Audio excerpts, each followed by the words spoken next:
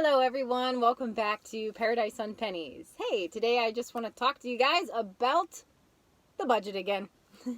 When we put our budget out recently, there were a lot of different comments and questions about it, and today I just want to kind of go over quickly. I want to address the other stuff, because this was one of the biggest comments that we received, was basically something like, what about this or what about that? As if there were maybe particular categories or bills that were missing altogether. And so I want to address some of those things and let you guys know how they fit into our expenses. So first off, right off the bat, a lot of people will say something like, what about you're not saving any money? Like, what if something happens and you don't have any savings? Well, let me just remind you that technically I didn't say we don't have savings. I just said that we don't spend a lot, but that's kind of our thing, is to spend as little as possible. And we do work.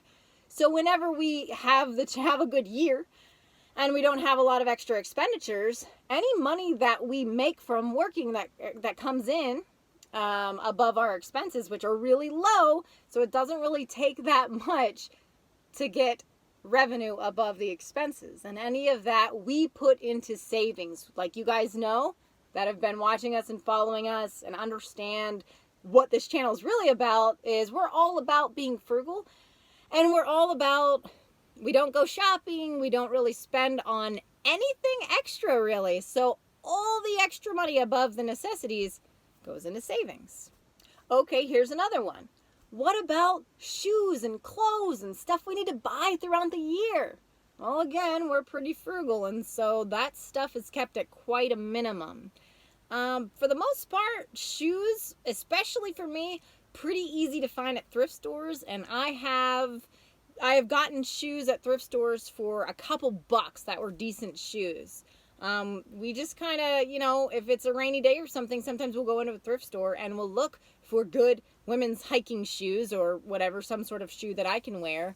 That'll hopefully be durable. And I've had really good luck. Again, we're moving around so we can go to different places. And if we find something decent, even if I have a shoe at the time, I might pick it up if it's like $3 on sale and just, throw it in the back. And then I'm good to go for just a couple bucks. So it is really not much of an expense for us at all. And also, when it comes to clothing, we wear a lot of, I guess you could say, hand-me-downs. If anyone we know, friends, family, we, tell them, if you're getting rid of something, let us know. We'll take it. I don't care. I'll repurpose it. Like this shirt was a little too big for me. I just tied it up and now the tank top fits. We do a lot of just sewing things if they have holes in them. We've even, believe it or not, there's been garbage bags that were tossed out by people as junk. And we went through it and there was clothing in it. And again, some of it had holes. We just sewed it up and that's what we wear. So again, that stuff we don't let that stuff be a big expense. It doesn't have to be if you want to go with like thrifted, hand-me-down type of clothing and you want to fix and repair old stuff. So that's what we do around here, because that just can't be a big expense for us and we don't go shopping. So how about drinks? Well, we mostly just drink water around here. And so someone could say, well, what about water expenses? Well, again, you guys who have been following us might realize that we try very hard not to spend any money on water. And that's why we bring a filter around, so that when at any time, if we find water, we can at least filter it so that we have a water source. And in terms of other drinks, like I said, we mostly stick to water around here. I do like a hot beverage in the morning, but we've really lessened that cost as well by getting into the foraging and dehydrating. And I actually put a video up to show you guys, to take you along on some of those foraging adventures, and one of them was foraging for mint. And I dehydrated that and made a bunch of mint tea, basically. And it's actually one of my favorite flavors is mint tea. So that really lowered the cost of having tea and having hot drinks. So again, negligible to our bills. All right, here's another big one. What about all the toiletries? Well, guys, again, toiletries, not a big expense here. I actually roll that into our grocery bill. And you might be wondering, well, how on earth is that, fitting in the grocery bill, especially since it's already so low, well, the toiletries expense is like nothing for us. We might get a tube of toothpaste. I don't know how often, probably like once a year, maybe twice. I don't even know if it's that often, but we don't go through it that fast for two of us. And like you guys have seen, we use one bottle of soap for everything. We don't get soaps for every other thing that we do. So that we don't have like laundry and dish and hand soap and, bath soap and body soap and shampoo and like all these soaps. We just get one bottle of soap and we use it throughout the year. And like you've seen, our showers are infrequent, so we're really not ripping through soap either.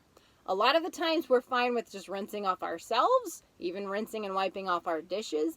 And thus far, it has not posed a problem to us. So keeping things simple around here. And you might be sitting there thinking, wait a minute, you're a girl. Where are the toiletry expenses? What about the makeup and stuff?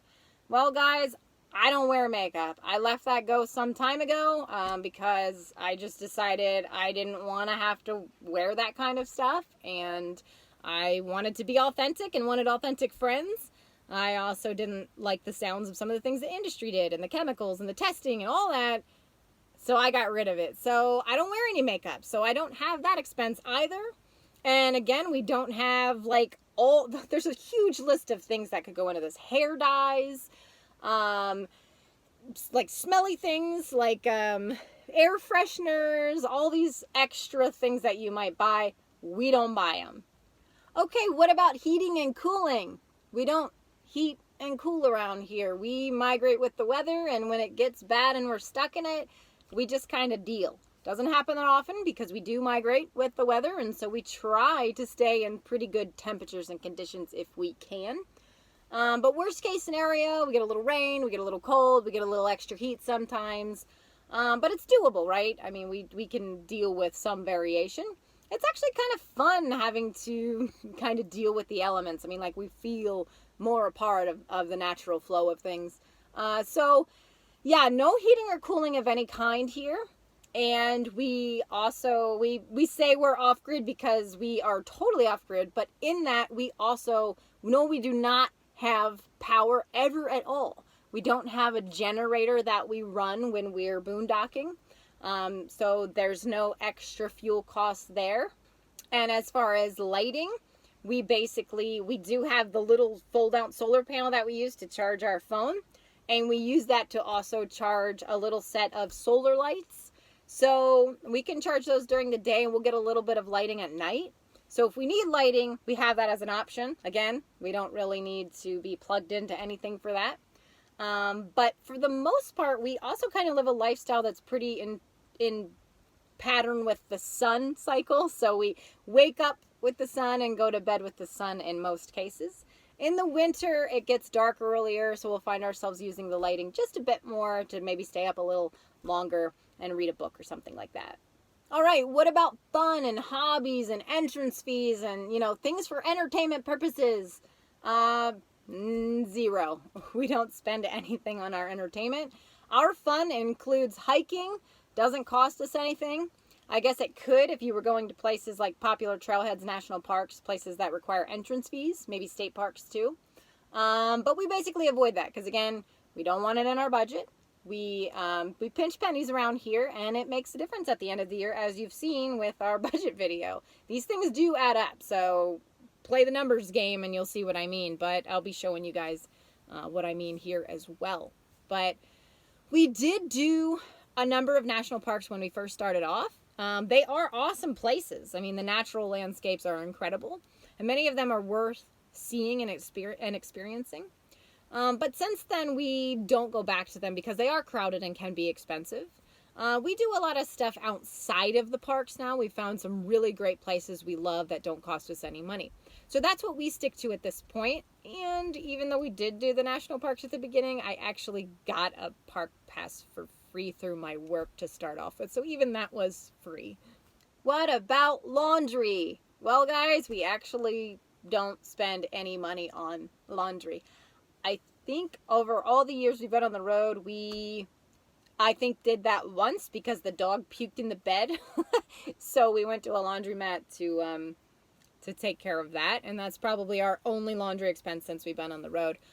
We just really, we rinse stuff off to get the dirt off of it, but that's about it. I mean, if we're lucky enough to pass through a friend's place or something, they're usually kind enough to let us throw some stuff in. Doesn't happen very often throughout the year. But again, it's just something that we just cut out to not have that expense, and we haven't found it to be really that big of a deal. You can rinse the dirt out of a shirt, and it's wearable.